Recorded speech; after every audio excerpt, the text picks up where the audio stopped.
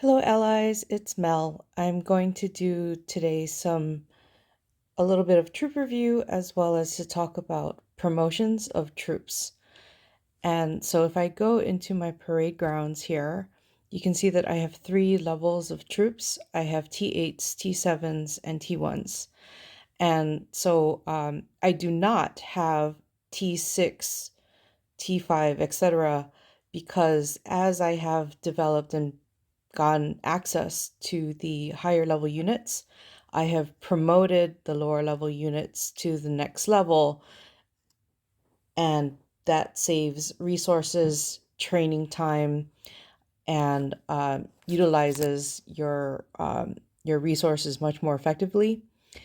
And it's important to ensure that you have the best events that you can with the highest level units that you can for the most part. I like to maintain T1s available because they are great for gathering during state versus state events, not giving any points to foreign attackers. They are also extremely useful for providing injuries for tasks and can also help serve as a form of defense. So when I go into my training area, right now I have no units training in my fighter camp. It'll automatically go to the highest level available.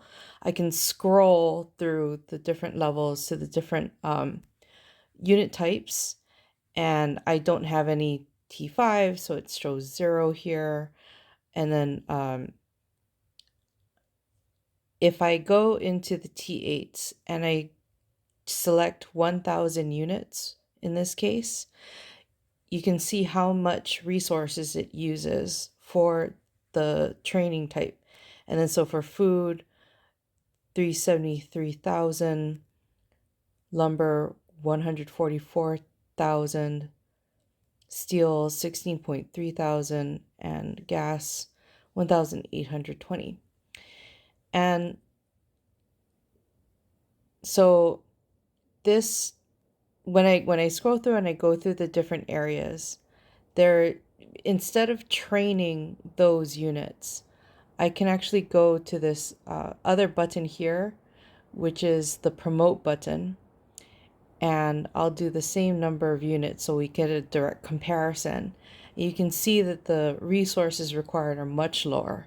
So 27,000 food, 57,000 lumber, 4,000 steel, and 1,000 gas. And the time will also be much shorter than if you train those units straight, but it's the same number of units that you're getting.